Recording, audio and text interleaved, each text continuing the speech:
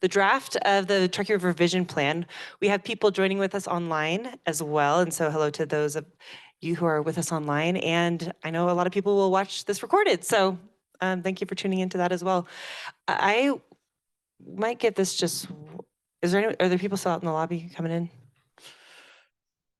Yeah, so we'll, this process, are you going to be going into how we all started this process?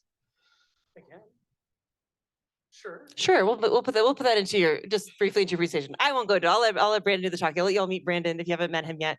He's with Dig Studios, and they have been doing a great job meeting with stakeholders in the community and the public and getting us to this place. So we will do a presentation. It'll be 30 to 45 minutes. 45 minutes. I know there's a lot of stuff. And then we'll have some time for Q&A. So please do stick around, ask any questions that you might have. And there is a survey online. And so this is just for everyone online and here listening. This is part of our last phase of public outreach. It will be going, we will be accepting comments and survey results through July 28th. So let your friends know about this. We will be posting this presentation online so people can watch it. If they weren't able to be here tonight, they can take the survey. There's a free comment section at the bottom of the survey. If people have additional comments that they can do that. And again, I am Amy Pennington. If you have specific questions or comments, you can always reach out to me too, penningtona@reno.gov. So with that, I'm gonna hand it over to Brandon. Thank you, Amy.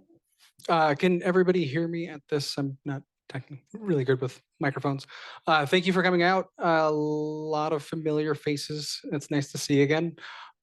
We are in a great place with this project in this plan, getting back engaged fully with the community again to get input on what's been done to date, what we heard, what that translated into recommendations, and then offering you all an opportunity to let us know what's resonating, what's priority, and any additional information like we've already been receiving in the first hour here from community members that are concerned and live and breathe this corridor. That is one consistent that we found within this community is there's a lot of passionate people, all with specific expertises and interest within this corridor because it impacts so many folks in the community. Just for an introduction, we are Dig Studio, we being myself, Brandon Sopiak, principal landscape architect and co-founder of Dig, Ryan Sadarakis in the back row, urban designer and planner, and then Lauren Jarrett, who you've met in the lobby, our project manager and landscape architect as well. I won't spend too much time on us and just get right into the process thus far, and want to reiterate that we are at a draft stage. And the important thing for us to wrap up the plan is to really understand priorities from the recommendations that we brought forward today. And that's a lot of what the community outreach survey is in regards to. So to begin, just a refresher, this project kicked off back in October, November. We went through a period of stakeholder outreach in November, community outreach in December into January, and got a lot of feedback and information, both very specific and very general about aspirations and visions for the corridor. And the corridor does stretch all the way from the California state line, basically to Sparks. In spring, the focus was a little different than typical planning project, where there are ARPA funds that Amy has been, and her city team have been working to put to use an immediate quick hit, kind of let's get the ball rolling type of outcomes from this plan. And today we're bringing back kind of the bigger vision again to discuss, the overall kind of strategies within the overall plan. So because it was such a big corridor, we took this approach of developing character areas from rural to suburban to downtown Reno, and then to what we're calling Reno East, each with their own positives, each with their own negatives, but that could be dissected and studied kind of within their own context.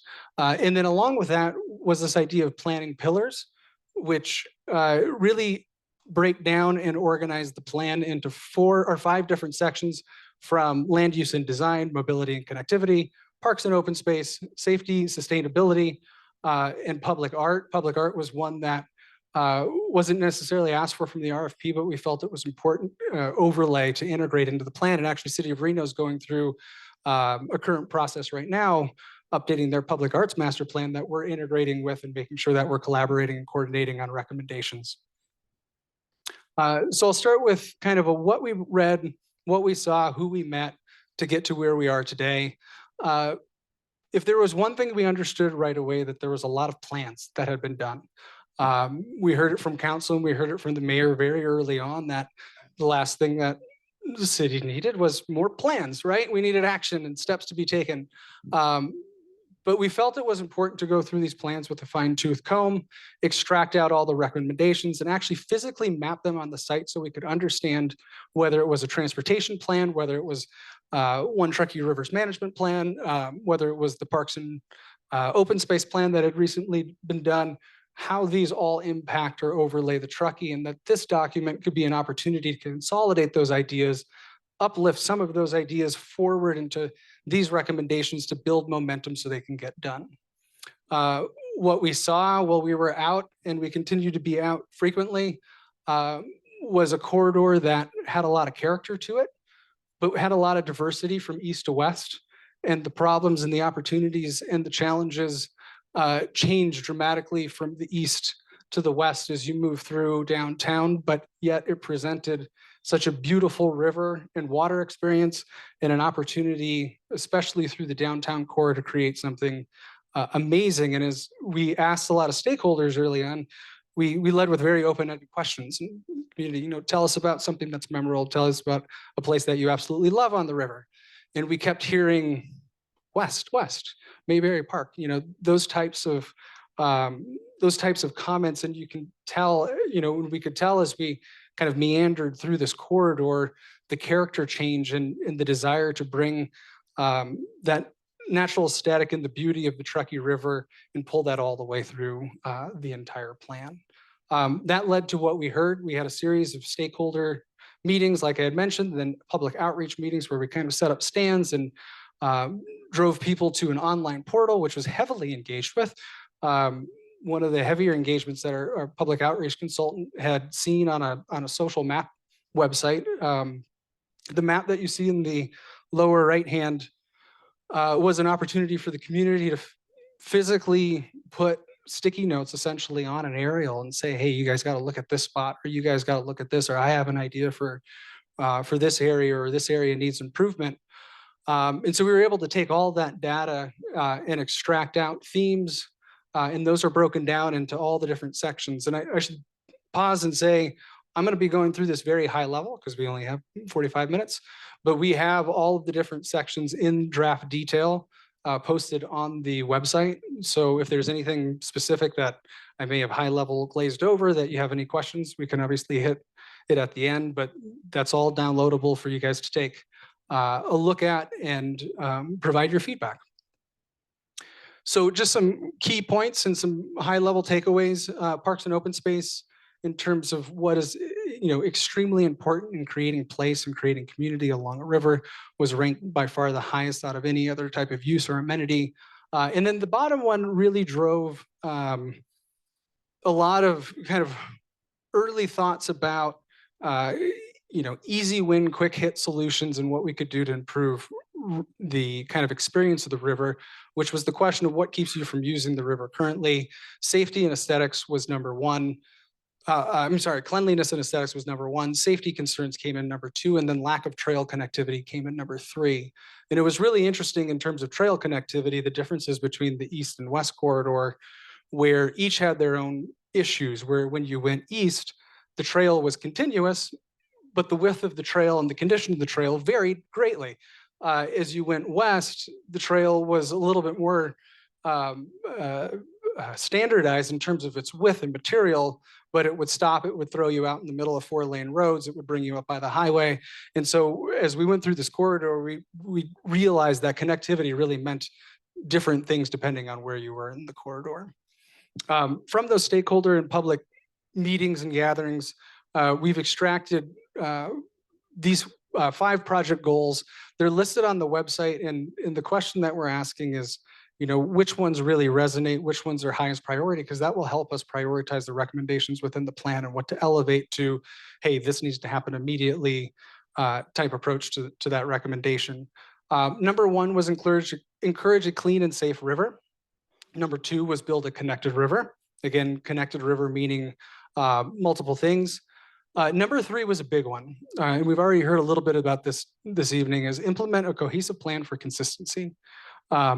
This meant a couple of different things to a couple of different folks, but when we met with, say, PD and the downtown ambassadors and talked about, issues of trash collection and who somebody should call if they see something on the river nobody knew, and that there are all these different entities and agencies that had kind of oversight or touched the river, but there wasn't one kind of central place to go if you were, the public and you had a something to let somebody know about the river itself.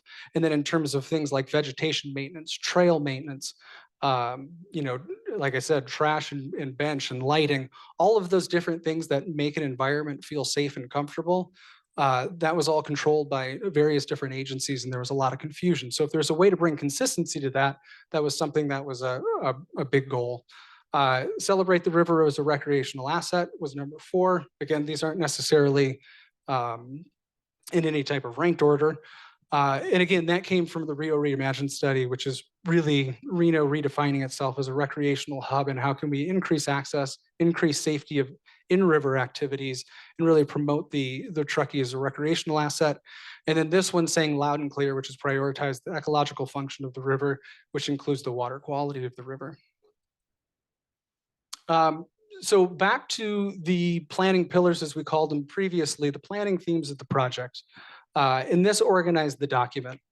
And we needed something like this to organize the document because there was a lot of, the scope of what we were looking at was very broad in terms of everything from land use to water quality, from, mobility and connections and sidewalks and crossings to parks and open space. So these planning themes guided chapter 3 of the document that you'll see on the website, which is enhancing ecology and safety, promoting great neighborhoods, activating public space, creating connections, and integrating public art. So starting with enhancing ecology and safety, I know that's a lot of words to put on a slide. I apologize for that. That's a PowerPoint faux pas. But I wanted to showcase kind of the 3 main categories.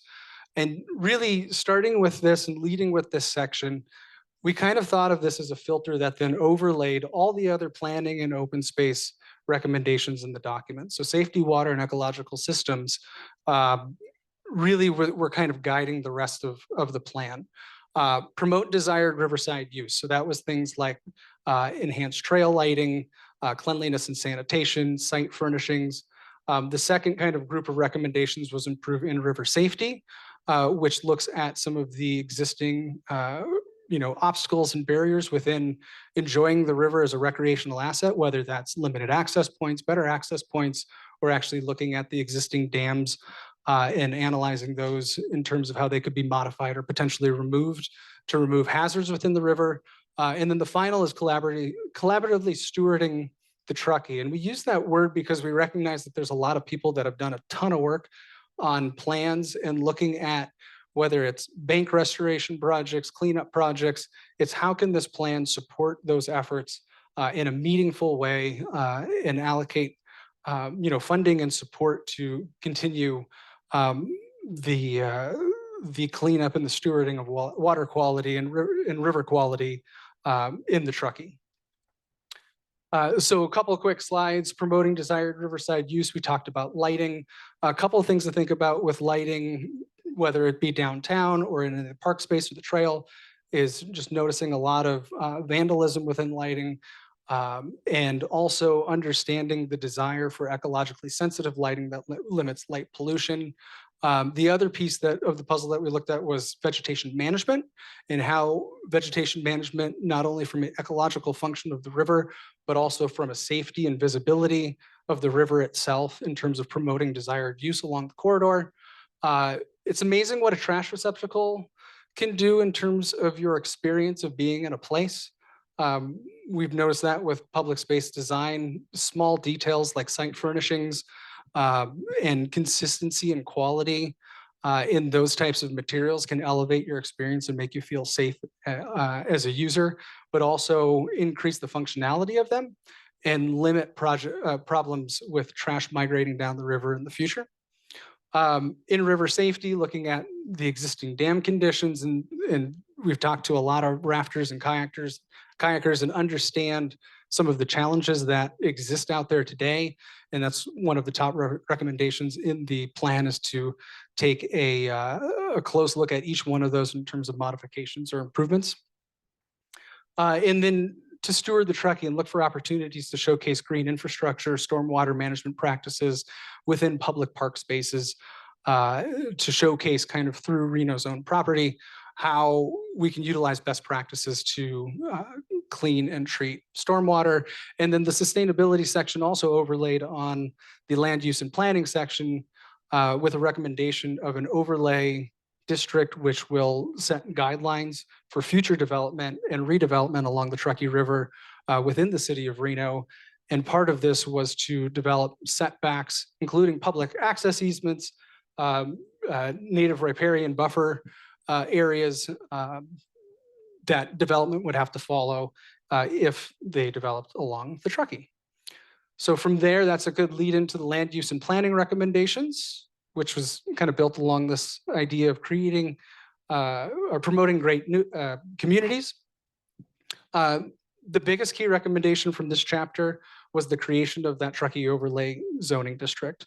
And the idea here is understanding the amount of redevelopment opportunities that exist out there along the river, understanding that as market forces work, development will come, and the river is a very desirable place to inhabit and build community, that this recommendation gives the city of Reno planning staff the tools necessary and the guidelines necessary to review and Ryan, I'm blanking on names, review and implement really high quality development along the river corridor. And in some places, we'd recommend even incentivizing that development to occur, just understanding that existing uses are perhaps promoting not the highest and best use for certain areas along the river corridor. So what this plan does is recommend what chapters or what elements should be within that planning and zoning overlay, which includes building and massing. So set standards on building heights adjacent to the river, set standards on setbacks, so you always have solar access into the river. Understand, or basically sets parameters that ground floor needs to activate and engage the river in a meaningful way. Everybody that we've talked to is like, yeah, of course, I would love to have all the retail face the river, all the activation to face the river, have people spill out into the river, have the Tahoe Pyramid Trail kind of link all these different experiences. And to do that, we need to guide development so it really does face the river. And so we get out of this kind of the historic pattern of development backing the river. Connections was another huge one, especially on the, if you look at the difference between the west and the east of the river corridor, one of the biggest differences that has a feeling of safety is penetrations kind of into the river corridor and breaking of building mass. So you get more opportunities to engage with the river, and you get more pedestrian connections to the river trail itself.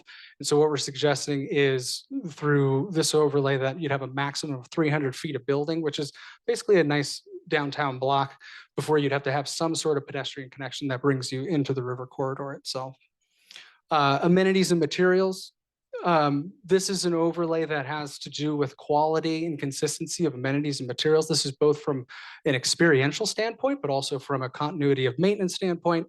It's also in a performance standpoint in terms of heat island mitigation, permeability of certain ground floor materials, that sort of piece. And then access and parking. This is really about how parking has an impact on the visual and experience and the ecological experience of the river. And this recommends that no parking lots be adjacent to the river, and that parking that is close to the river be screened by active uses. We've already got one comment on this that was very good about could this limit accessibility? And I think that's something that we need to take a look at. And that's a fine detail that through these zoning documents and these the details of this overlay, we could kind of refine that. But the idea would be to not have parking impact the experience, yet still allow for accessible parking spaces and accessibility to the river corridor itself. And finally, a green infrastructure overlay that again takes a lot of those principles from the sustainability water quality section and applies them to developer guidelines. So you have requirements on water treatment on site, permeability of the site, and would even look at appropriate plant use that developers could use within that 200-foot zone. We also, so with those guidelines, we looked at a couple of catalytic sites, just again, bigger, longer term vision of what these could be, how they could step back and support an active river corridor from downtown to, this is over by Mayberry, just looking at as industrial tends to cycle through, is there an opportunity to create districts and neighborhoods that support humans being down on the river, and through those redevelopments, improve the river edge and the river experience. So the next chapter is parks and open space, which leads us to probably our #1 recommendation in the plan, which is nothing necessarily new for this region, but it is the establishment of a special parks district for the Truckee River that will essentially be, our recommendation would be to county-wide for the extent of the river in this study, that would create a special assessment that would essentially create a consistent funding source for the things like trail maintenance, lighting, trash, river rangers, and could potentially be used for future capital improvement projects as well along the river corridor. I think this is something that has been asked for no matter kind of what stakeholder that we had met with, is just long-term funding. Why go out and build anything if it's just going to fall in repair? We have a lot of issues along the river. We don't, maintenance, it's funny, within a bigger vision plan, maintenance comes through as kind of one of the biggest themes. And so we held that out within Parks and Rec to really go through the process of establishing that special parks district. The other three are building off of the Parks and Rec plan that was done, which is reaffirming that idea of investing in redesigning and transforming key civic spaces along the Truckee River corridor. We feel like, between West Street and City Plaza, those have an opportunity to really redefine the character and the way that the river engages with urban public spaces. And then the third being providing new community amenities in the East Reno neighborhoods. So think, Broadhead, John Champion, all those being able to kind of build off momentum in that East corridor, bring more activity and more reason to activate and populate those spaces. And then also look for opportunities to expand parkland. So as you can see on the map, we took a look at the entire park system on a linear sense. So not just looking at like City of Reno or the county, but taking a look at all the parks and how they work together to create one system. And it's actually a pretty amazing system that links those 17 miles. You can see the dark green is county, light green is City of Reno. And then that aqua color is the Flood Management Authority's new Mill McCarran project, which will be regional park space out east. So when you go through this is, again, there's a lot of information in this chapter, so I'm just going to high level it. And then if anybody's curious about kind of park by park recommendations, we went through the strategy of basically utilizing the lens of preserve, transform, and then, or preserve, enhance, and transform, and kind of then set a criteria and then identified each park in terms of those lenses, whether they were basically operating perfectly fine and they were set for preservation, which really a lot of the county parks out west were. A lot of that had to do more so with access, providing maybe better river access, or could we have a better partnership with the Truckee River, the Tahoe Pyramid Trail, and maybe add a bridge or two, reroute. It was really seeing how we could maximize that land to create better connectivity. And then as we got into the urban corridor, that's where we found opportunities where we would say there are opportunities for transformation of those park spaces by new amenities. And we do understand that there's an ongoing master planning effort right now with Barbara Bennett and Wingfield that is looking at enhancing that whole experience. What we took special note of is the impact that West Street and City Plaza have on the experience of the Riverwalk district. Again, back to that picture of the concrete with the drain grate where the water goes right down there and then shoots into the river. And how that could be transformed to reflect some of the values and some of the things that we heard from the public on our first round of engagement. And I'm excited to say that part of the original ARPA funding was to create temporary activation dollar amounts. And a lot of people say, well, what does temporary activation mean? Or what does that, buy? That the intent is to bring something out there like a kiosk, vendor space, something where the river rangers can occupy it and allow for rentals and games and activities and people to experience the space in a way that they haven't experienced the space before. And so that's kind of shown in the image as the activation kiosk, providing great river access with ADA ramp down to the water. And then the big one is integrate water quality treatment areas, bring landscape back up into these plazas and let these public spaces kind of showcase what you can do for water quality within both development and public land. And then within City Plaza and Post Office, this is such a great asset for the city and a great space. With two bridges connecting on either side, the thought here is to really bring green back into the heart of the city. It is, very hardscaped right now.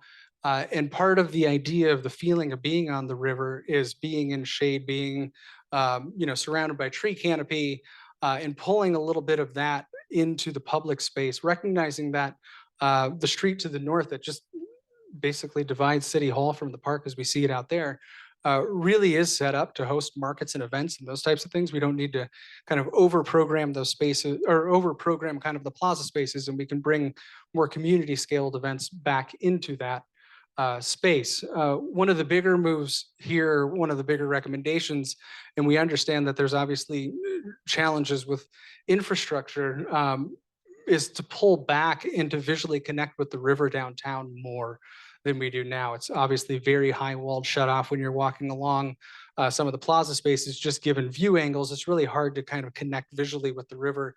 And so as much as it is about physically getting people down, that idea of pulling back and creating these opportunities to kind of sit and relax and kind of river watch in a way, it's really about that visual and human connection with the river. But one thing that excites us is the potential to really celebrate City Hall all the way to the post office and recognize those as two very significant buildings within kind of the urban infrastructure, and that if that parking lot could get removed and that parking could be replaced somewhere else, that could turn into an active market area where all of a sudden you have the two sides kind of speaking to one another. It's almost as if you'd have like a public square, a public park with a river running through it, as opposed to something that just feels very one-sided. Other key kind of pieces of the recommendations within this corridor are activation kiosk again. When you look at public space, ideally your edges are surrounded with storefronts and restaurants and things that spill in and engage and provide that activation. In this scenario with the kind of the City Hall frontage and parking garages in the AT&T, our immediate recommendation would be to bring activation within the public space itself. So you get people there that can go grab a cup of coffee, an ice cream cone, and support those kind of day-to-day activities as well as some of the larger events. The lower image, you can see kind of that step back terrace, bringing in landscape into the central civic area. We were discussing, wouldn't it be awesome if the post office had a big movie screen on it, and then you were sitting there and watching, a movie across the river, and you have people kayaking and fishing, and like the whole thing could be a really, representative kind of moment of what the city could be. And then as we move towards the Riverwalk district, I think this is where we look for opportunities to soften and look for opportunities to revegetate banks, perhaps remove existing infrastructure. I think get back to the ideals of what maybe the original intent of the design was, of just looking out over the river, but do it in a light touch way where we bring in more vegetation and more of the natural feel of the river.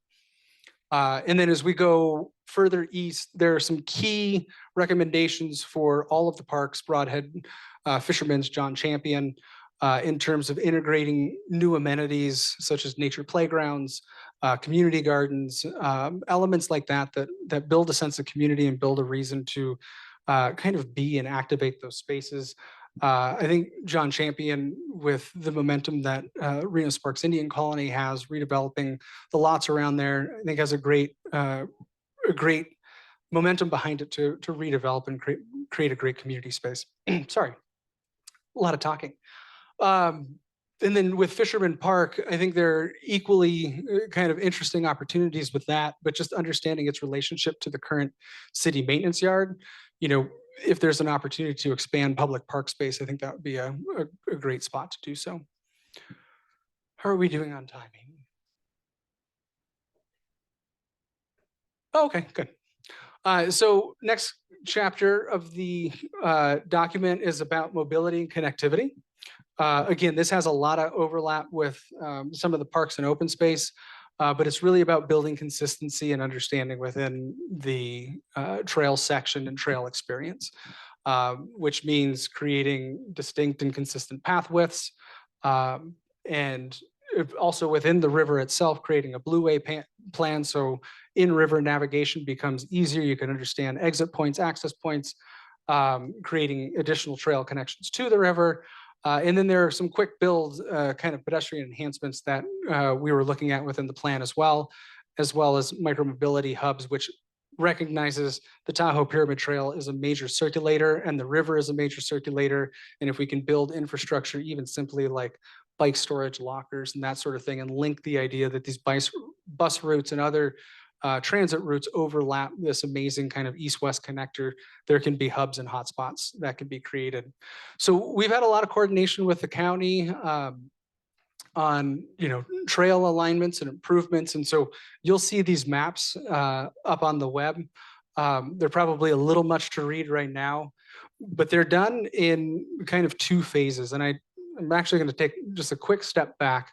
I think something interesting with this plan just to recognize is that nothing will be done, not everything will be done day one. Some is longer term vision of 10, 20 years of what this could become, but some are very tangible pieces that can be implemented within a few months and take those steps. And so the mobility chapter was really set up like that, where there are near-term solutions that may not have as much resistance or coordination to create a more consistent path network, but then there are long-term visions of trying to keep that trail closer to the Truckee, but would require partnerships with, say, the railroad or with Tumwa, which again are already in discussions, and I think everybody's intent that we've discussed kind of mobility and connectivity in the Tahoe Pyramid Trail.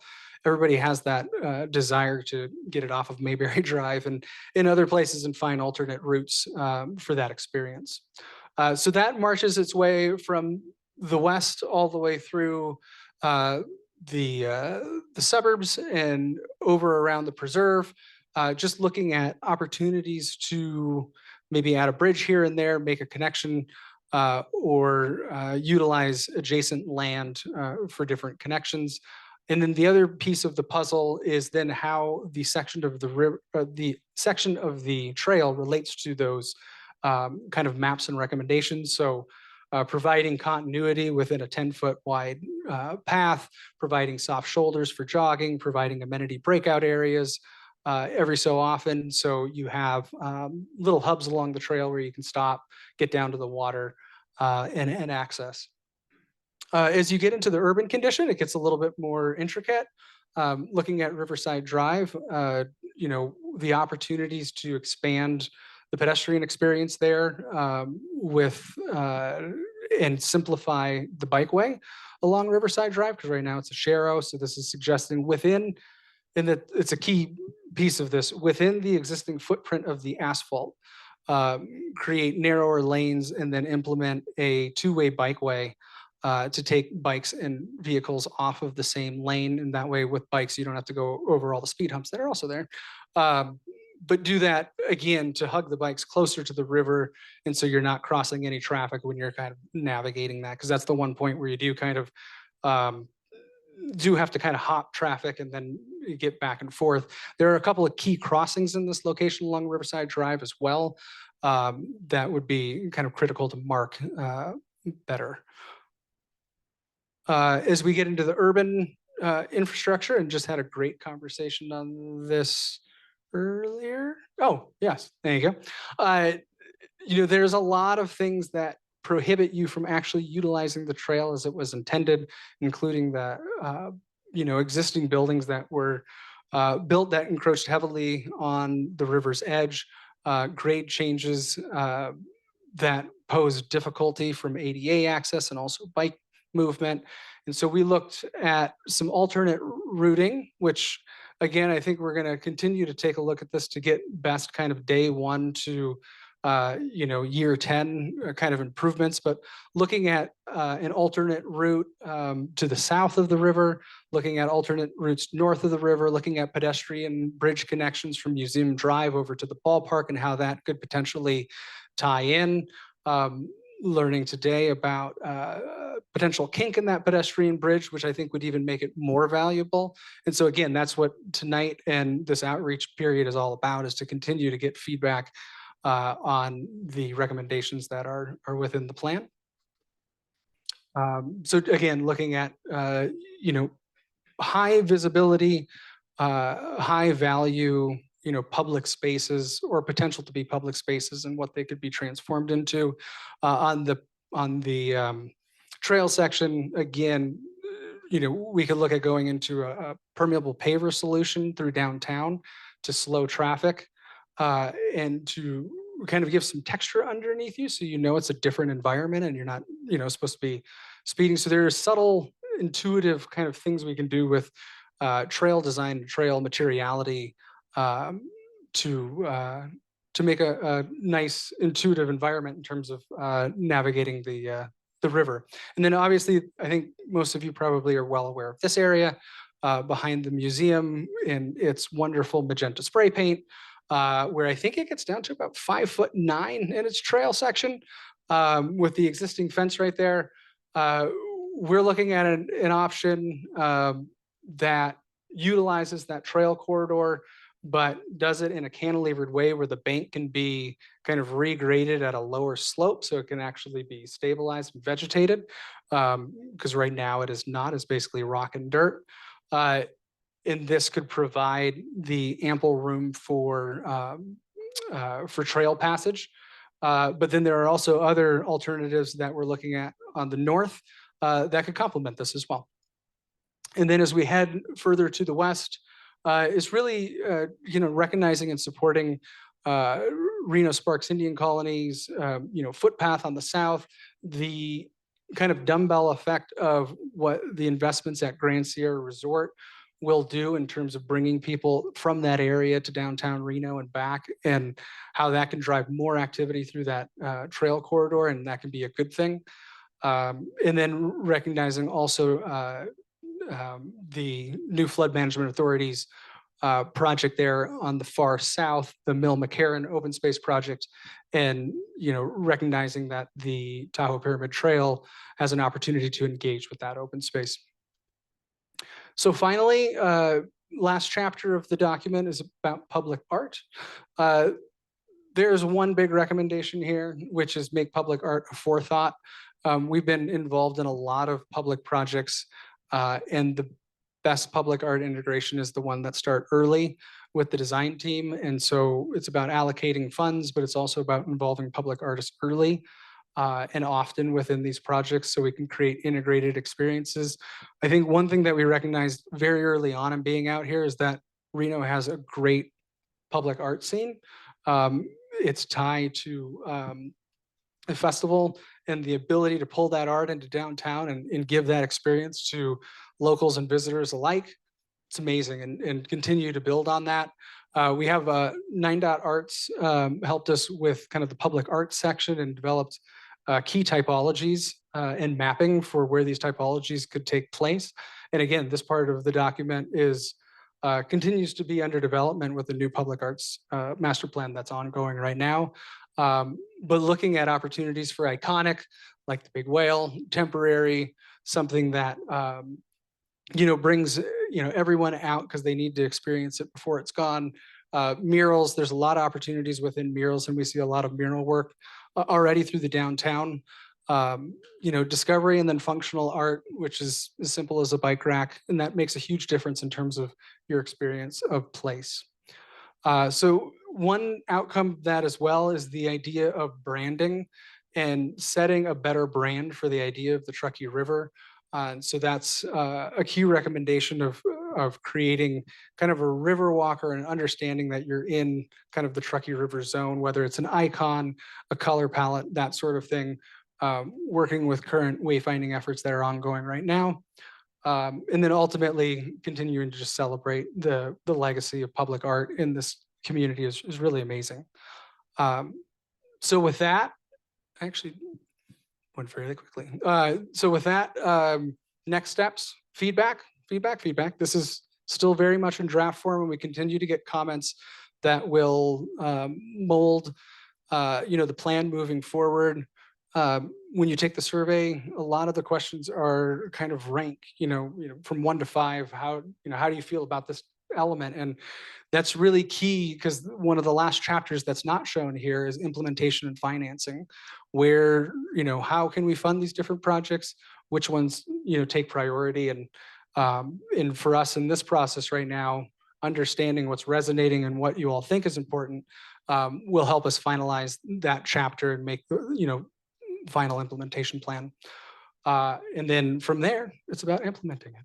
So with that, I will break and we can pause for Q&A. And again, that was very high level, so I'm happy to flip back through any other slides.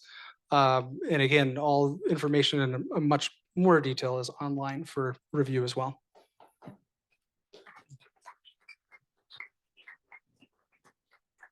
Thank you, Brandon. Thank you. So yeah, we will do Q&A now, and we do have people joining with us online, and so we will do some questions in the room, and then people online, if you'd like to ask a question, you can use the hand raising icon and we will work you into the questions as well. I do ask that people keep their comment time and questions brief, because we want to make sure we can ask as many questions as possible. So 30 seconds at a max, get your question in there so we have lots of time. If you do start going super long, I may respectfully remind you to ask a question quickly. So that's my disclosure if I do. Do you mind if I tap Ryan and Lauren to come in as well? Oh, yes. Oh, yeah. Yes, please.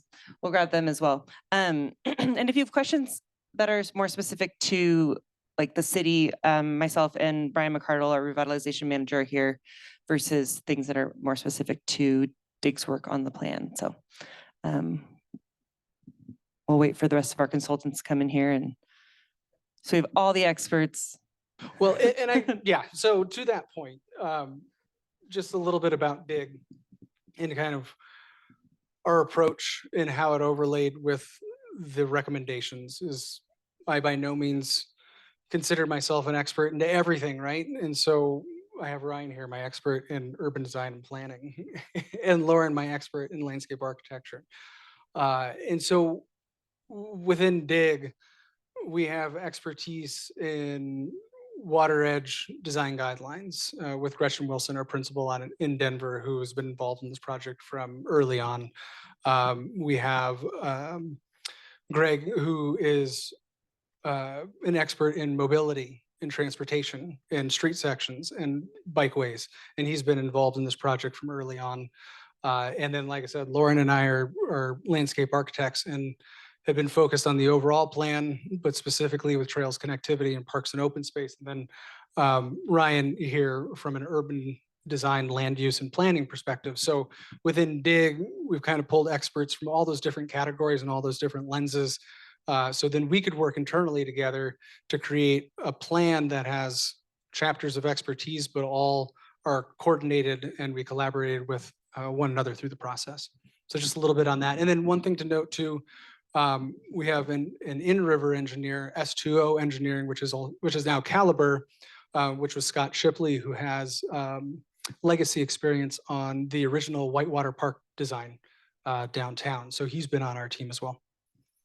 And one more thing about the Q&A process, just so that our friends online can hear everyone when they ask their questions, I'm going to use a microphone.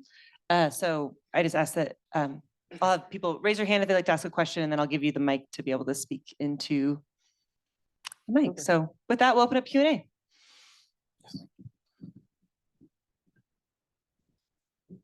Thank you for the presentation. So a safe river and a ecologically functioning river, is there a conflict there in terms of the way the police may view vegetation and the way a person like myself might view it? We'd like to see the trees, the tall trees, the big trees, and the vegetation that's there retained. So how do you address that, or how are you going to address that? Yeah, so we discussed this in the plan in some detail, and there is what could be a perceived conflict there because you have, again, some visibility issues with native vegetation, but I don't think it is a conflict because I think what we've learned through experience in dealing with river projects and park spaces along rivers is that activity trumps everything in terms of creating safe and comfortable spaces to be in. And so we actually had a question about this because the back of Walmart basically had gotten redone. And there was a question of, well, does it feel unsafe behind Walmart? I was like, well, does it feel unsafe behind Walmart because of the vegetation or because there's nowhere to go behind Walmart? And so I think it really becomes that conversation is activation is the number one thing that we can do through planning and design, adding amenities, adding temporary kiosks, adding community gardens, adding playgrounds to create more desired activity of folks just enjoying the space. That'll create eyes on space. So I don't think there's necessarily a conflict between the two. I do think there's vegetation management strategies in terms of invasive species that need to be controlled and removed. But in terms of revegetating the bank naturally, yeah, you'll have some visibility issues there, but I think activation of the corridor is really the most important thing. And then also, I would say having the city is rolling out river rangers right now as well, which is a dedicated kind of place where the public can call about anything, whether it's trash pickup, that sort of thing, and have a single source that they can call and let know if anything needs to get cleaned up along the river.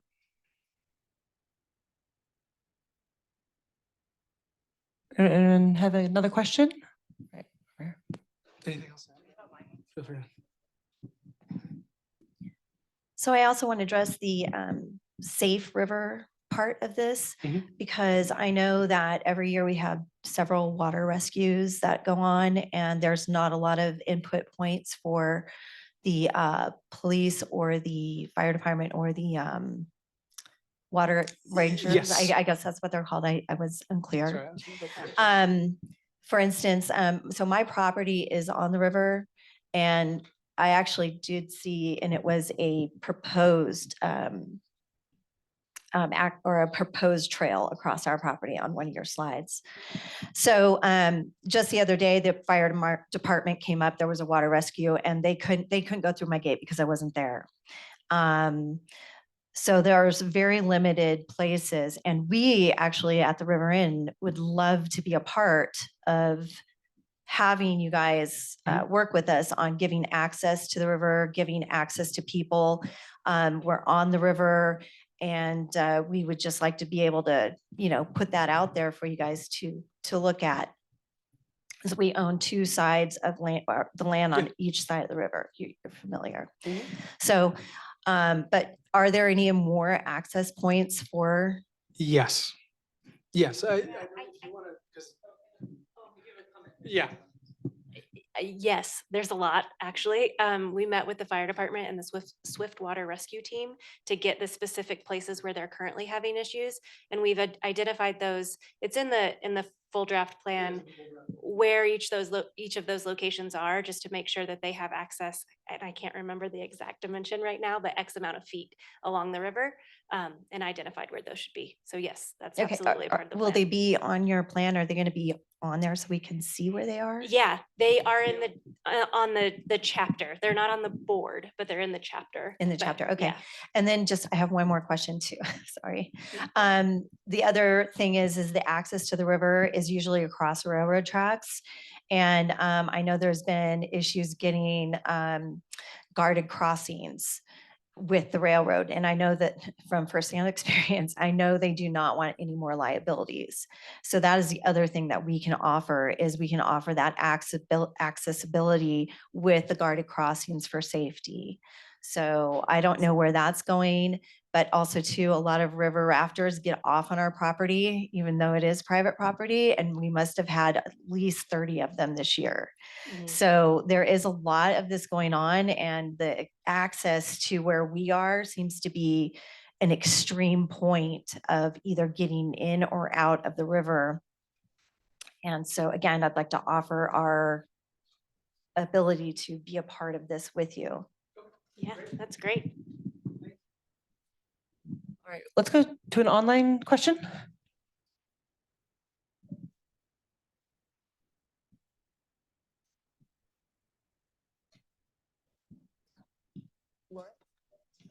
All right, I think Lawrence, are you? Yes, I was looking at your map. There's a very good layout earlier of the different parts of the river.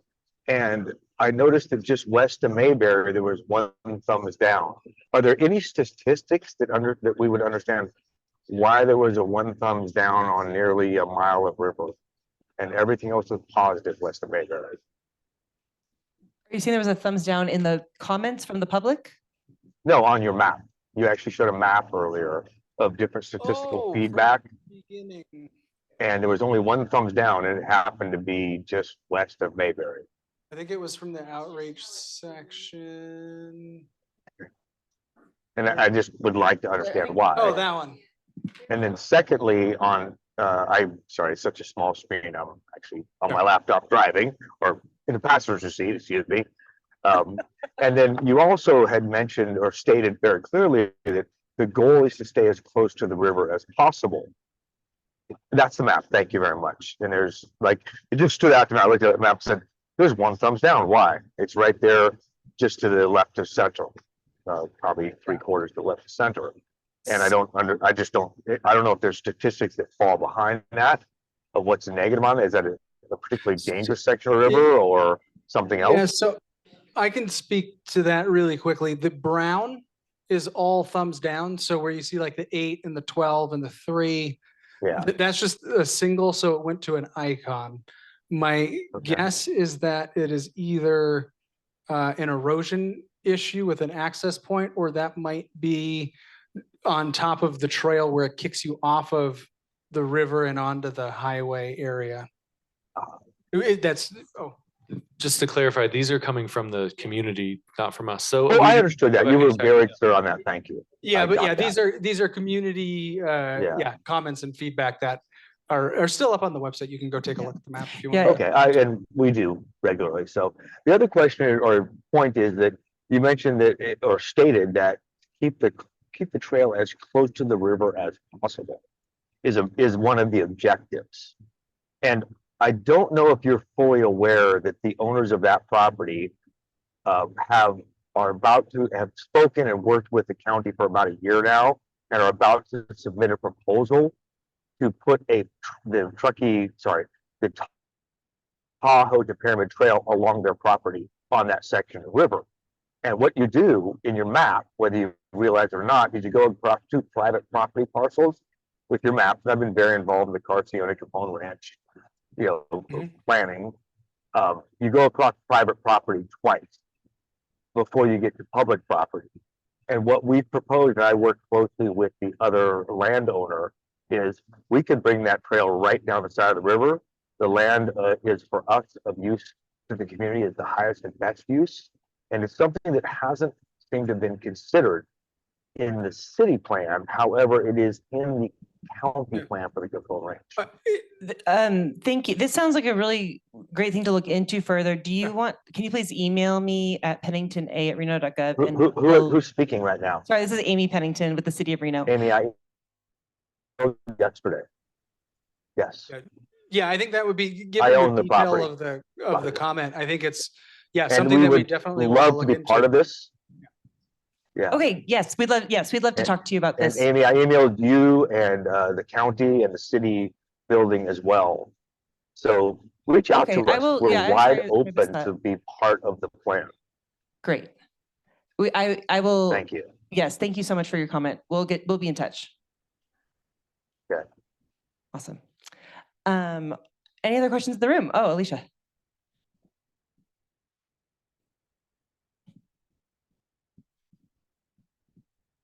Thank you. Thank you so much for this. It's so much great work. And I mean, I love the images that are natural, kind of having the river walk turn from this black cherry urban 80s thing that, they started doing, but to something with wood and natural materials and more vegetation. I think that's all really beautiful. I had a question about the city plaza. So, you talk a lot about activation, and of course that makes you feel safe when there's people around. And the city plaza is a dead zone if nothing's, really happening. And obviously that hardscape is definitely a visual detriment, and there's no shade really and everything. So I like the ideas you have there. A lot of the previous plans have involved putting a permanent building on the east side of the city plaza. Because, kiosks, we have a lot of these city plazas and spaces where you can put kiosks, which are, fine when there's a special event or, there's sort of flexible use. But this is really a dead zone, especially at night. There's nothing facing on the Masonic building, facing the river. City Hall closes, the cafe in here closes. Yep. Obviously, you've got AT&T building, parking garage, all that stuff. So would you see, but I don't see a permanent building as what you're suggesting there on the city plaza. So, and maybe I'm wrong. So this would be a question about the clarification, but I see a kind of a flexible space. I see kind of an open pavilion, but I'm talking about something that could have an eatery, restaurant. There was sort of an original idea with sort of a Yep. second floor cantilever, right? So there's something happening that could be late into the evening and create more of a sense of safety. Would you see something like that as being compatible with your idea for this area? Yeah, I think something like that could potentially be compatible with like where we show the pavilion structure. And right now we're showing, and not necessarily that they're temporary in this full build out, because you'll see them at like the Bryant Parks and the Salesforce Parks of the world, where they're actually set in place, almost permanent, basically kiosks that can act as ice cream stands, sandwich shops, that sort of thing. But we got a But- lot of time here that's not, Yeah. amenable to an outdoor, But right? yeah, Yes. that could kind of adapt throughout Like the Eddie's seasons. dead more than half of the year, right? Yeah. Sorry. Yes. But no, it's a problem area. Yeah, no, and I think that it's an interesting conversation about whether you would build kind of it depends on how it was run. If you build kind of a privately operated structure on public parkland, but from an operation and activation standpoint, I completely agree with you. That's why I said, like, in a perfect world, you have all these edge conditions that would filter all these people into your public space, and you'd have all these cafes kind of lining. So you hit it right on the head, is that we need something to activate that, whether it's something permanent, which I think, yes, would definitely work with something like this, or if it's a series of, say, 5, 20-foot by 8-foot vendor pop-ups where it could kind of transform throughout the year from ice cream in the summer to something that supports holiday events during the winter. I think I think it's all, I think a short answer, you're on the right. I just want to point out Yes. that there's space for that. The Yes. part that's currently been used as a parking lot for a very long time Yes. is actually a sizable enough footprint to have a significant structure that still gives you your setback. So I just want to make a little suggestion that No, could be a really good place for something like that. I wanted to see if it was compatible with your idea. Thank you. All right, here we go. Hi, it's Randy Collins from the Tahoe Pyramid Bikeway and other things.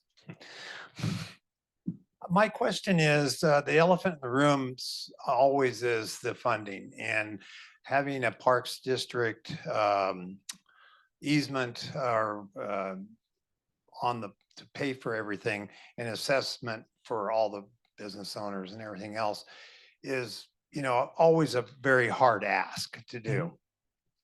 After hearing the woman's comments about her enthusiastic support of having at the river end to be able to have access to that, having some way of accommodating that give to another give of reducing of the easement possibly, or the assessment on their property. Well, yeah, and I think one thing that's important to note with that is it's not necessarily a geographic assessment. I think it's something that's different than what you'd see at like a downtown business district, where if you're in the business district, you're paying into something. I think the thought here is that this is something much bigger. This is a regional water supply. It's a regional recreational destination. It's something that in our thought process is really spread county-wide as a full asset. It doesn't matter if you live 3 blocks down the street or, you know, a couple miles away, you can still utilize the Truckee River and all the open space and trails and linkages that the Truckee River provides. And so it should really be something that's kind of lifted up in a way and spread out throughout the entire community, as opposed to just, you know, if your property touches the river. So I think in terms of that, that would spread that ask out to the entire community to recognize this as a very vital part of a lot of different systems, from recreation to water to you know, just public life. So would it perhaps be something that would be a tax bond that would be floated out there, much like Truckee did in their infrastructure of their bike trails and everything else, that they floated 8% and It would paid be, for everything it else? would be, yeah, a tax, I don't know if bond's the right verbiage, but it would basically be a tax district that I think gets paid into yearly and establishes a maintenance and operations budget for the entire corridor. So then again, things like trail maintenance, trash, river rangers, that sort of thing can be tied into that special district funding and then live ongoing. Great, thank you. Do you have anyone online? All right, you can. Oh, we'll come back. We'll do one online one. Eric? All right, Eric, can you speak? Oh, Erica, sorry, Erica? That's okay. Hi, yeah, can you hear me? Yes, we can. Okay, great. I saw in your plans that water quality is a high priority, which is great to hear, because we know stormwater is a big pollutant of the Truckee River. And I saw in one of the slides that you have like the green bioswales that you're planning. And I was curious, what other kinds of plans do you have for improving water quality?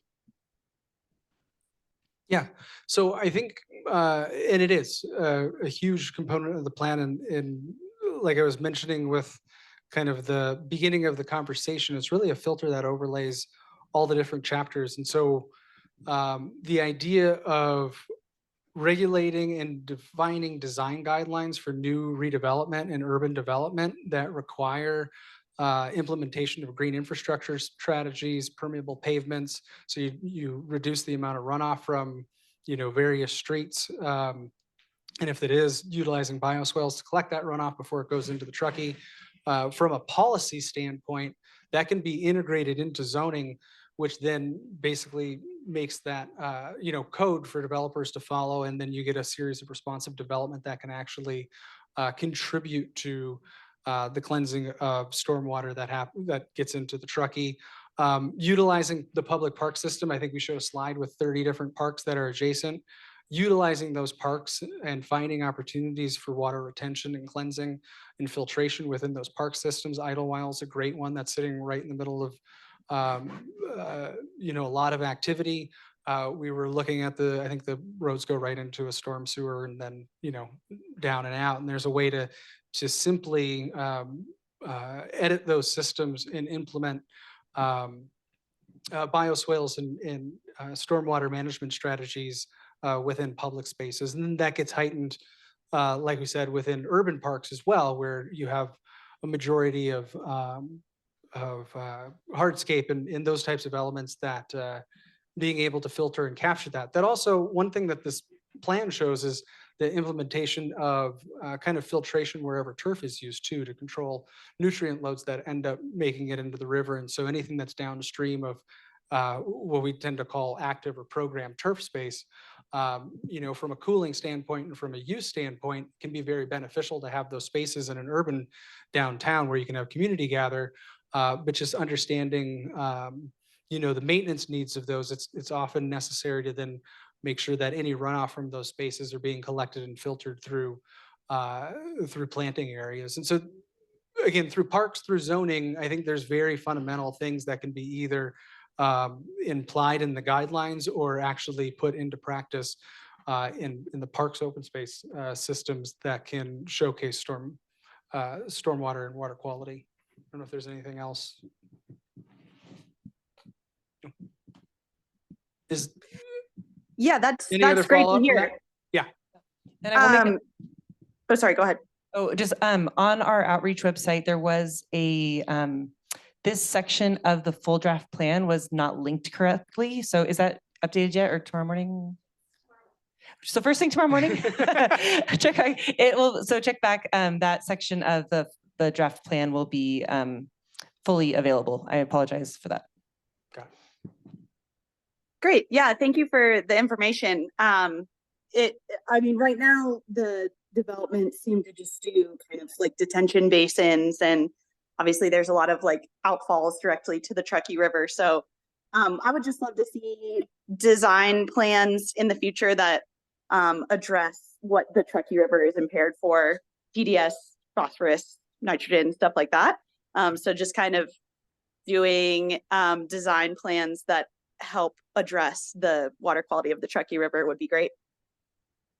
Perfect. Thank you. Another question here in the room. Oh.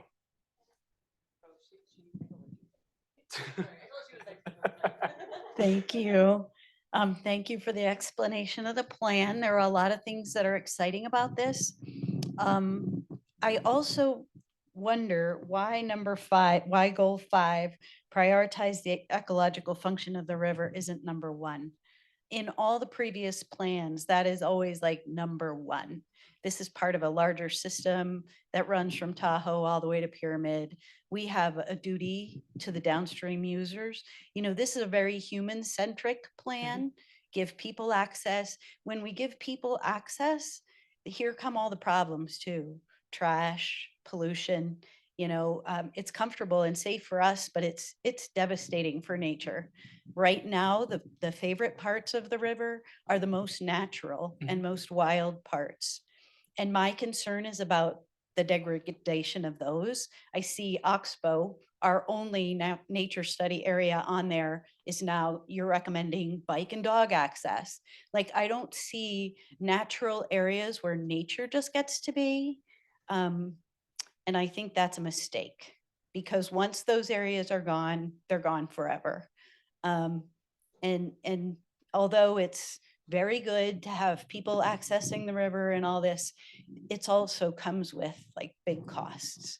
So I would like to see number 5 be number 1 for so many reasons, because that should be the number 1 priority, is taking care of the health and ecological system. Because if we don't have that, you don't have a river to go to. And the nature, the fish, no, I don't hear any fishermen here, but you're here, yay. Yeah. Oh, good. Yeah. He's got fish stories. But like, nature should be number 1. Like, everything that you're talking about sounds good. The screening of everything. This is going to be a big educational lift, because it is a major mind shift for everyone. To think about the health of the river first and to plan that way. Parks right now, they just want green grass, that's all good. Cut down the vegetation so you can see everything. These need big shifts. So if you don't have that, number 1, if you have health and safety first, for people, we are going to lose our river so fast. The vegetation, the fishing, the weasels, So I hope we can kind of turn it around and look at it as an opportunity to really preserve the natural parts, which are everybody's favorite parts. Yeah, no, I think that's really good feedback. I think how the goals are interpreted in the plan as they stand now, and that's why it's draft. We're not meant to be having any type of a hierarchy. It was just kind of putting them in a list.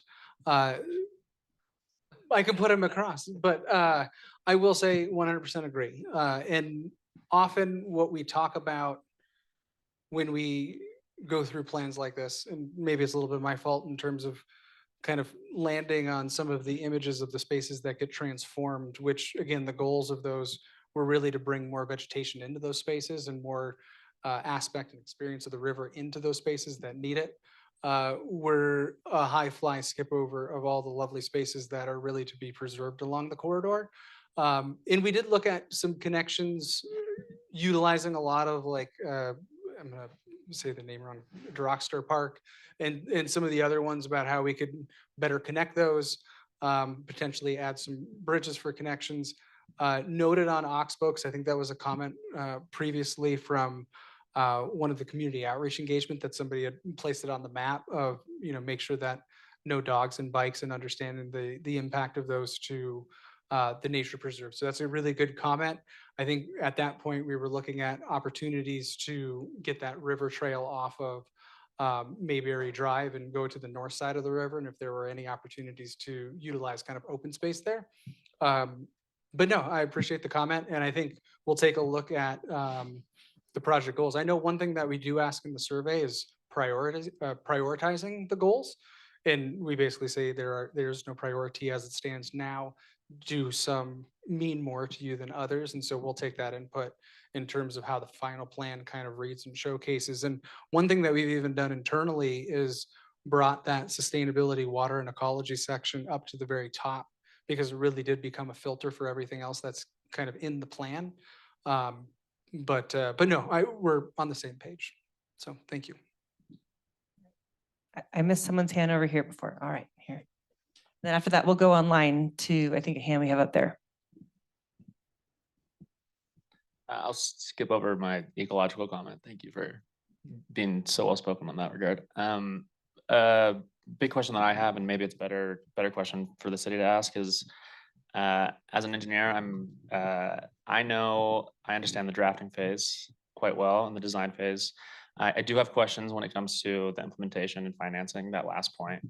And I was just wondering if you could give me a top level summary of where we are now, what our ideas are for financing this project if it was greenlit, and what the scope of work and possible timeline for that would be.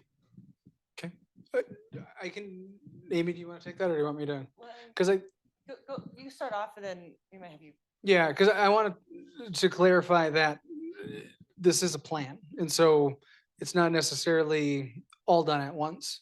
There's no timeline attached to specific, like not everything is going to be out and construction fences up day one, right? There will be quick, easy wins that can be funded. We can find partnerships with them, whether that's grant funding, whether that's partnerships with different agencies, whether that's passing bonds, whether that's establishing parks districts to get funding.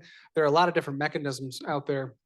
And part of what we'll be doing on the back end is providing for each one of these recommendations. Once we understand which ones are the higher priorities from the responses that we get from the survey, assigning a dollar value, general dollar value, 3 million for something like this, 10 million for something like this, 100,000 to implement, this or that.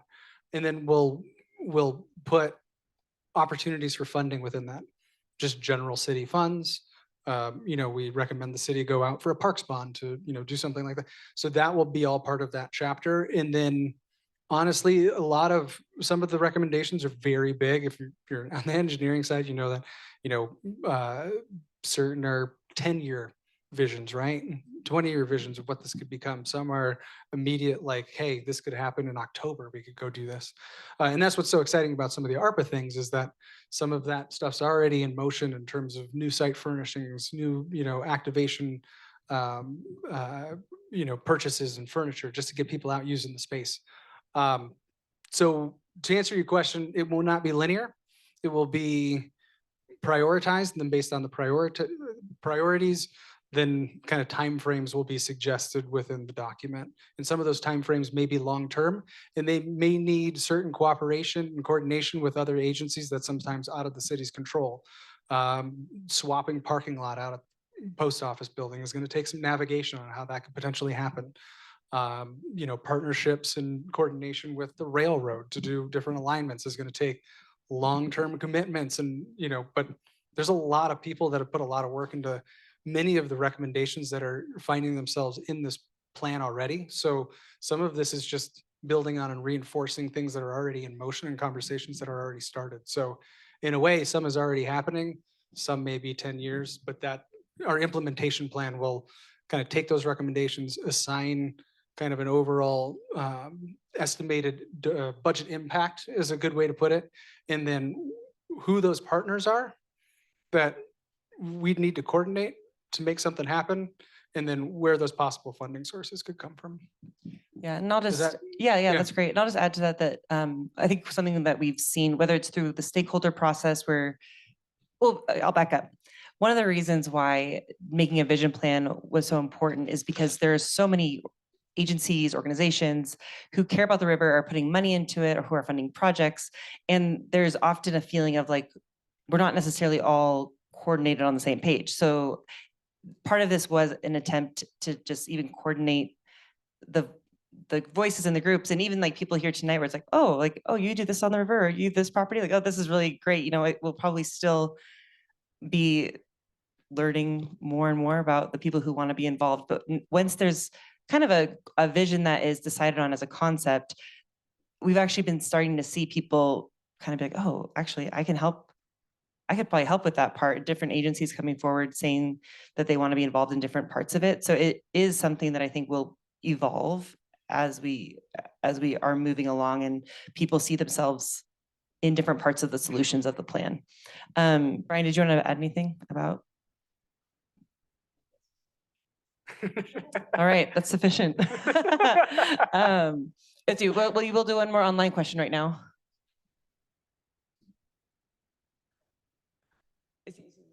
Okay, actually, Lawrence, hang on. We'll get back to you after everyone's had a chance for their first round.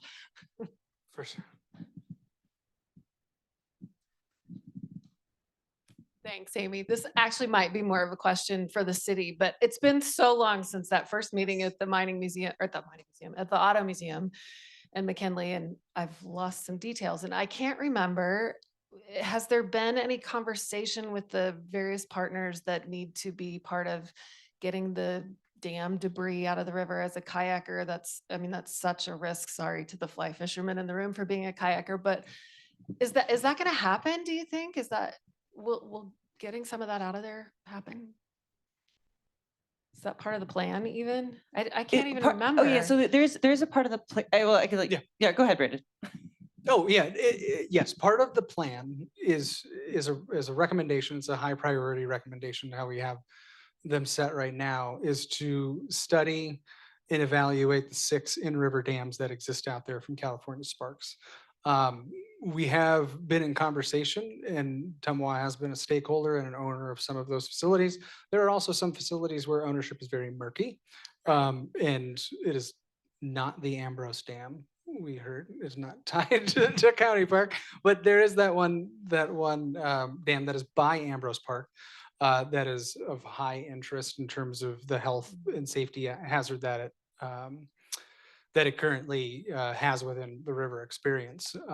So yeah, from S2O's perspective or Caliber's perspective, or in-river engineer, that was really their highest priorities, to take the next step and to do a full assessment for each one of those dams in coordination with the dam owners, to understand if there's any modifications that need to happen with the dams that could make them safer, or if there's opportunities, if they're not functioning anymore and just hazards, are there opportunities for removal?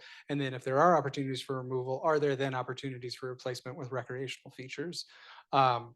So at the high level plan level where we are now, it's simply a recommendation to take that next step in terms of a full evaluation of all of the in-river features. So can I follow up? Yeah. Not even functioning dams.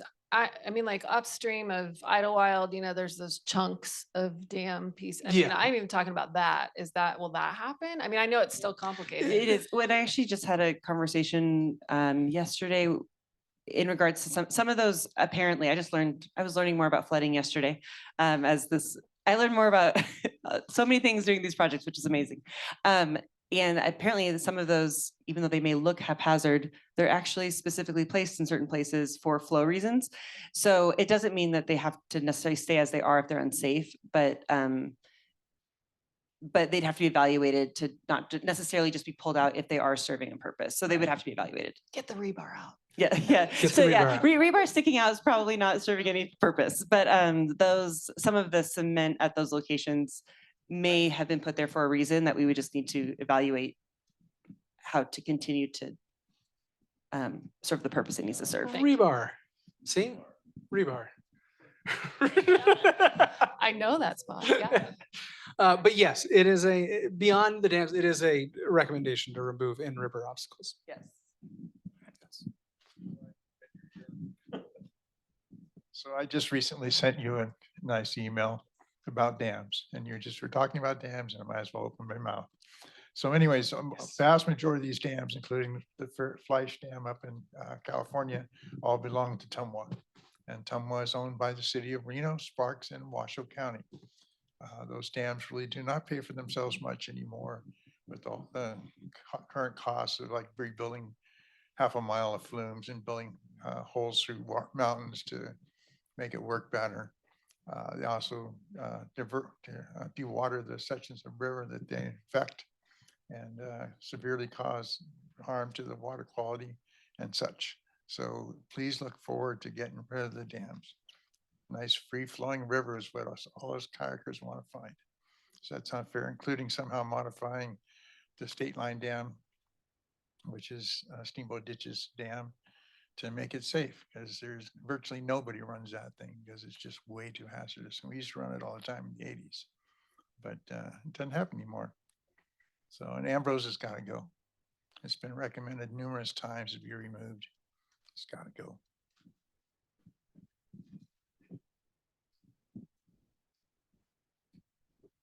Hi, everyone. My name is Chantel Dominguez. I use she, her pronouns, and I'm with American Rivers. One of our goals, some of you may be happy to know, is to remove 30,000 dams by 2050. So we would probably be supportive of supporting this project. Get in touch. But my question is, I'm curious and I'm not sure if this would be better for you or for you all, but I'm curious what anti-displacement strategies y'all have put in place or are thinking about, especially as you're working in more low income, disadvantaged communities. Is that something you all are prioritizing in your plans or have thought of?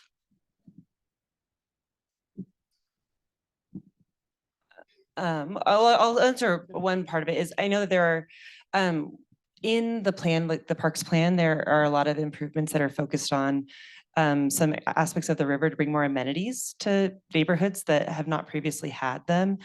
John Champion Park, Broadhead Park, Fisherman's Landing, those areas really becoming places that are places where families in those neighborhoods can come and enjoy. And then we do work closely with the ambassadors and we'll have river rangers on the river to help connect people with services and things like that on the river. So I don't know if that's a full answer to your question, but we have looked at that there are areas along the river that do not have the same recreational amenities for the families in some underserved communities. So we want to bring more to those areas. And then in terms of affordable housing, that's another aspect that the overlay district from a zoning perspective can provide. And again, as a community and a city, you're offering some of the most desirable pieces of land next to the river, right, to redevelop and develop. And so having requirements on housing affordability percentages, that's something that's often within those codes and design guidelines that require developers to have a certain percentage of affordable housing required to develop next to the river.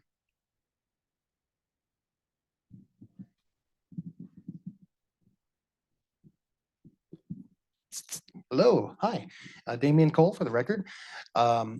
I wanted to make a comment. But first, I had a quick question. I thought it was really fascinating that you're looking at making an overlay district for the river. Would that district consist, the boundaries, would that consist all the way from the city limits from one side of the city to the other? Or is that only to a limited portion of the center of the city as the Riverwalk district currently is? Oh, okay. I'll answer that question.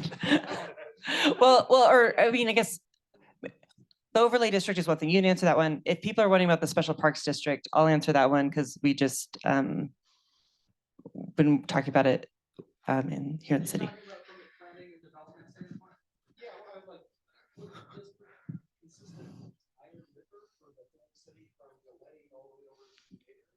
Sure. So for the zoning district, for that land use piece with those 3D models, right, of like what development could look like, that district.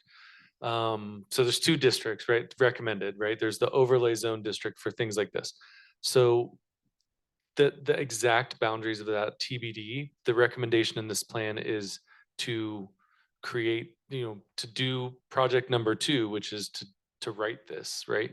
The recommended distance for this right now is 200 feet from the water line on either side. The reason for that is that would encompass most of the parcels that abut the river, but wouldn't go so far as, say, in the more urban neighborhoods to go across a full block. So it would only snag sort of all the properties about a city block from the river's edge. And it would exclude single family homes, sorry.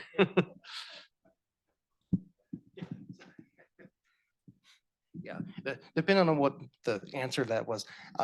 I did some deep dive history lesson learning.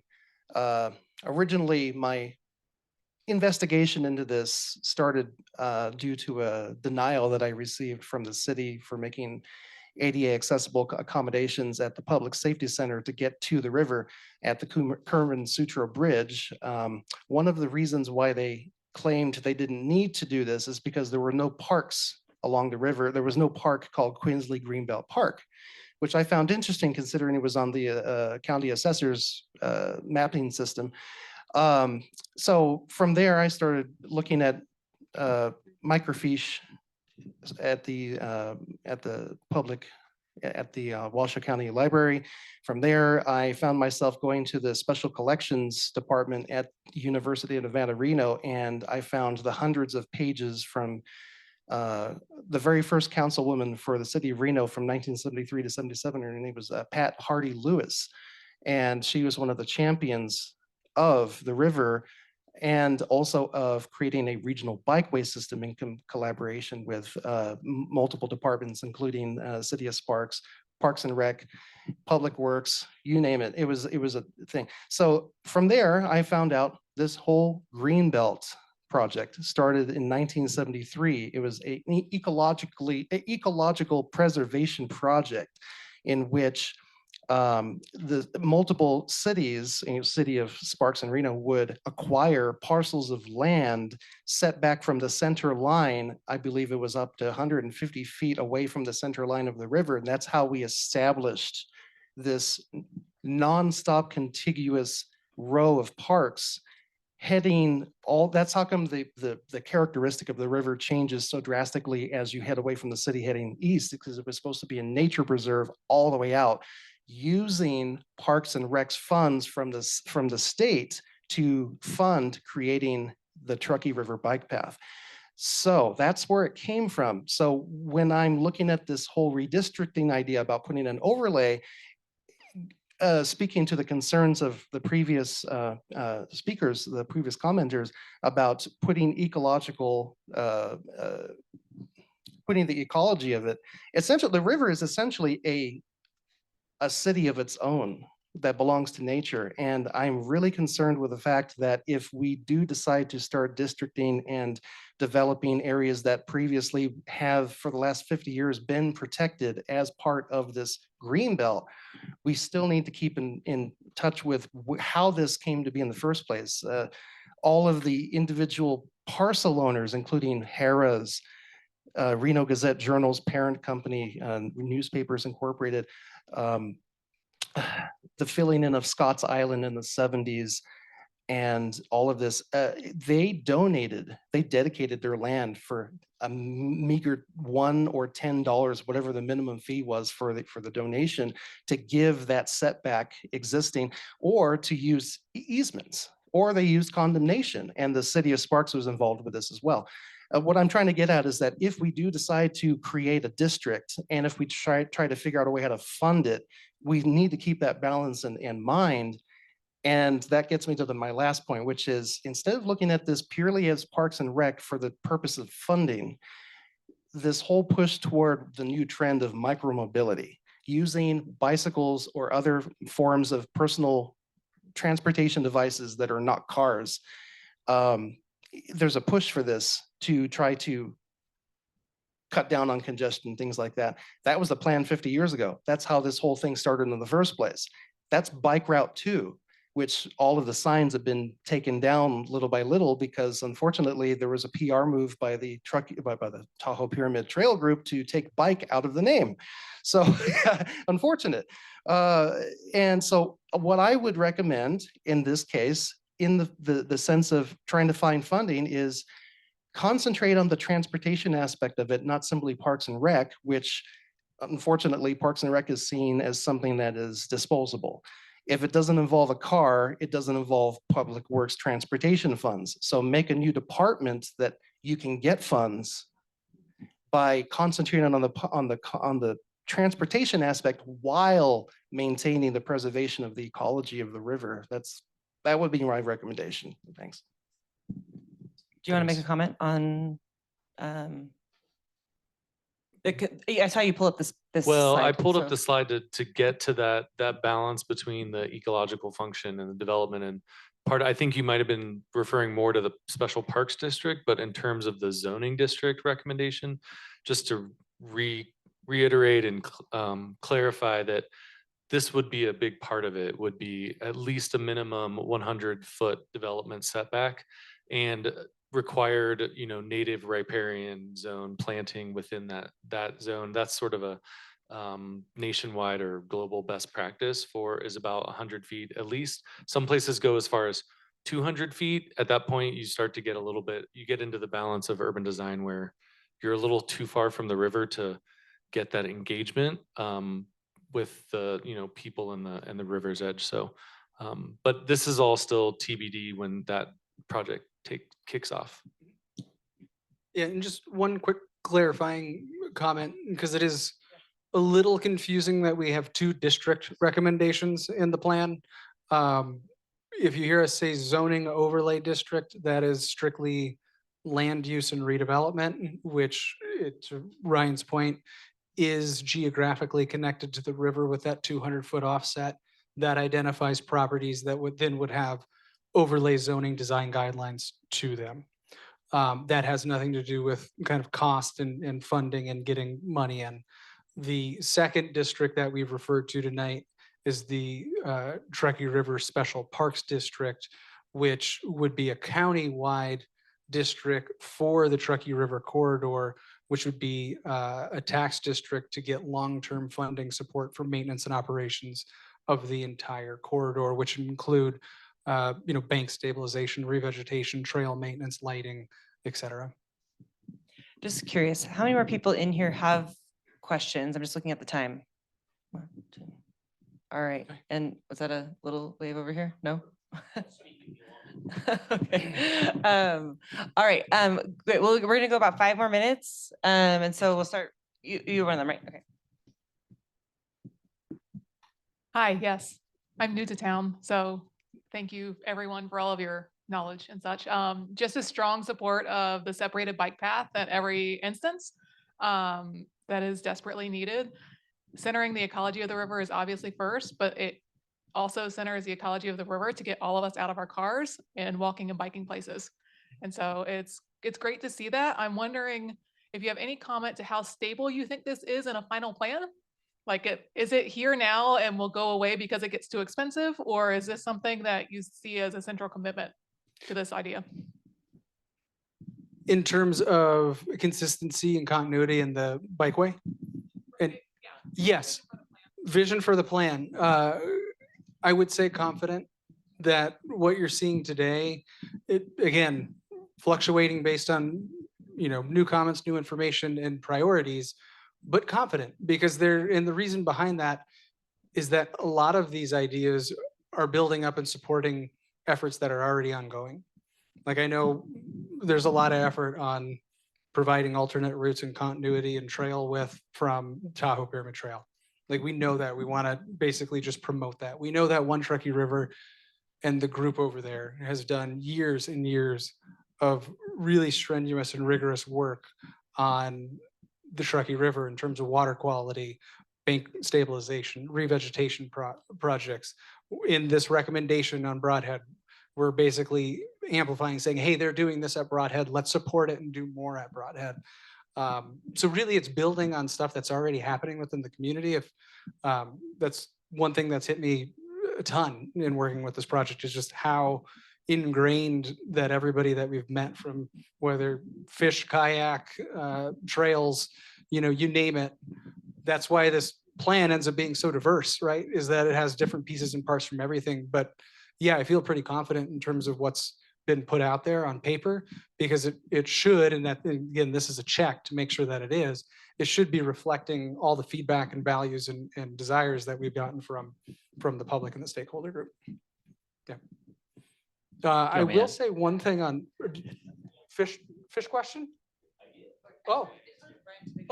No, I was just going to add that I think we've been given a unique opportunity with ARPA funds, and ARPA is the American Rescue Plan. And it wasn't enough to do big, crazy projects, but it was enough to do a lot of planning.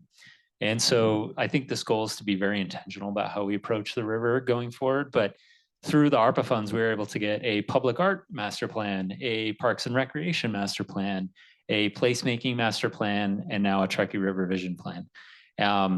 And now we have the plans, and there's probably some more planning to do in the future, but I think everything will get consolidated into almost like a capital improvement plan, and we will just do what we can over time.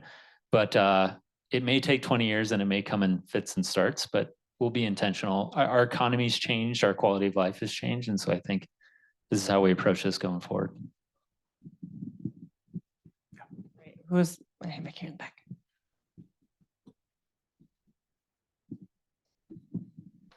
Mine's just real quick. Looking at the scale of this project, going from State Line all the way through Sparks, how involved is the county and Sparks in this? Because we share riverbanks with them in a lot of our areas.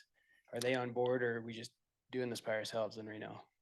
So yes, the county is an active participant and partner in this engagement. Sparks has been a stakeholder that we've met with, but is not necessarily part of the ownership of the document. On the county side, a lot of coordination has gone into kind of what strategic enhancements need to happen within county parks, and a lot on making sure that we're supporting the right trail connections within county property, and kind of reflecting some of the conversations that they've already been having to make sure that we're just consistent with goals. But yeah, so county active owner in the plan, Sparks active stakeholder. Is that how you? Yeah. Oh, just this was part of the complication of how this, sometimes things get started in a way that they then take on a little bit more of a larger plan. And so we started this just to figure out how to spend our ARPA funding. And pretty quickly we realized that we actually had an opportunity to dream much bigger. And so it was really just kind of the timing of how it got off the ground. But we did try to bring Sparks into the process as quickly as possible once we kind of realized that, oh, we're actually planning for a much bigger thing than we originally thought. Yeah.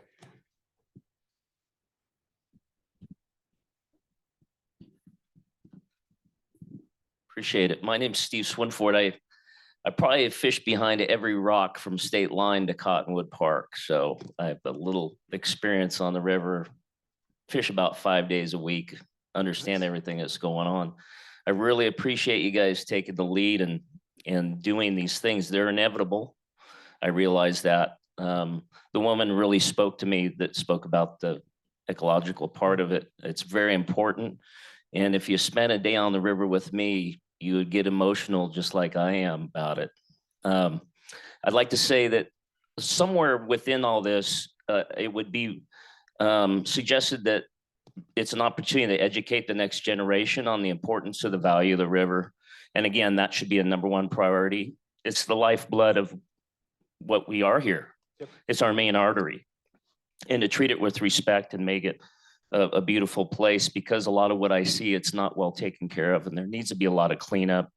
The biggest concern I think that we all should have is the diversion of the water in the river itself. What's in the river is way more important than the aesthetics that surround it. And as long as that's kept in mind, I'm cool with it. But when I see it turning the other way, you're going to hear from me. And, you know, I will tell you, it's probably one of the best trout fisheries on the West Coast. A lot of people don't know that.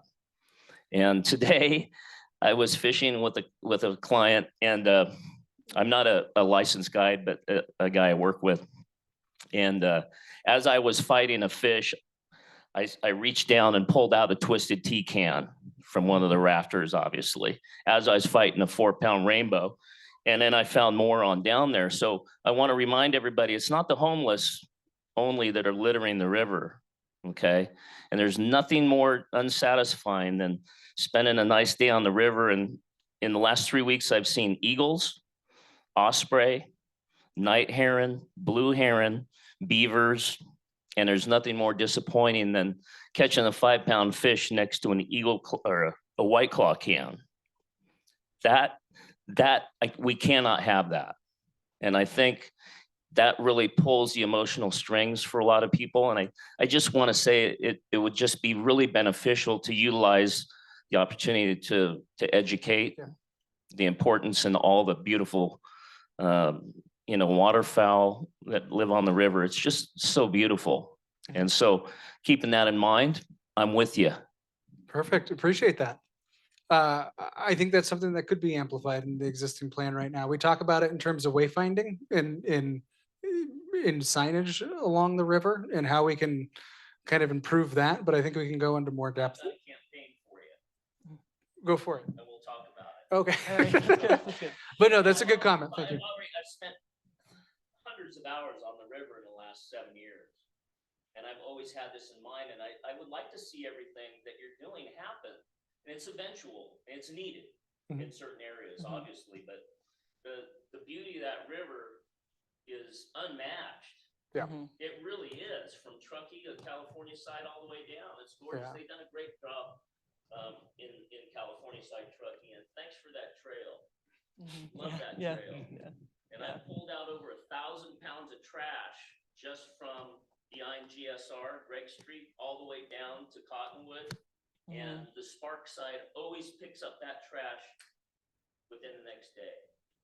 So it's really important, you know, I can't implore everybody enough to think about how valuable this is. And to think of anything outside, to me, it's like buying cosmetics for zoo animals. Why are we even thinking about this when what's in the river is already being threatened? Why? I mean, that has to get on top. And if you utilize that opportunity to bring attention to that and get that river clean and get that water quality, we talk about water quality all the time. You're gonna have to work with the federal water master. It's huge. They've diverted, at one point in time last year, in January, February, March, they diverted more than 85% of the water out of 2 sections of river. And the dam guy will tell you about it. It's at Gold Ranch, that power plant, and at Mogul, there's less than 50 CFS coming out of there. They ruin all the spawning grounds for all the rainbow trout in March in that whole area. So there's bigger issues here. I'm all for this, but there's other things that need to be on the priority table before it is, you know, it really has to be discussed. And I talked to NDOW about it, but they, you know, they can only do so much. But. Yeah, thank you. I think with that, I definitely want to thank everyone for their time tonight. I know it's been a long night, and I really appreciate, I think the thing I have noticed the most from this project, and I know all of us who've worked on it have, is just there's so much passion in our community for the Truckee River. And no matter what that passion comes from, whether it's because you love to fish, because you love to go to a coffee shop on the river, and everything in between, love to ride your bike along the river, there's so much passion. So I just want to thank you all for being people who have invested your time and energy into the river in the past, and continue to be so in the future. My email again is pennington@reno.gov. And if you have any other comments that you want to make sure get included or anything, please do email me. Our public outreach is open until July 28th, and we are going to post a recording of this on the website. So if you have friends who missed this, please tell them, and they can still watch it and get in touch with us. And there's a survey. So go to reno.gov/engage. And then you can click on the Truckee River Vision Plan, and it will take you to our outreach page that has a survey that helps prioritize these things, including a comment section. And it also has a summary of the plan if you want to go through it quickly. And then every chapter in its entirety is linked there as well. And then at the very bottom of the page is a link to download the entire plan, which is working. Are all the links working now? Oh, okay. So we still have one fix to make on the ecological part to get the full part up there, but it is in the full plan. So download the full plan, download the summaries, take the survey, and that's it. And email me. And we'll be around here for another like 5 minutes or so if you have another question, but we'll let you all go home. Yeah, really appreciate it, everybody. Thank you. Thank you.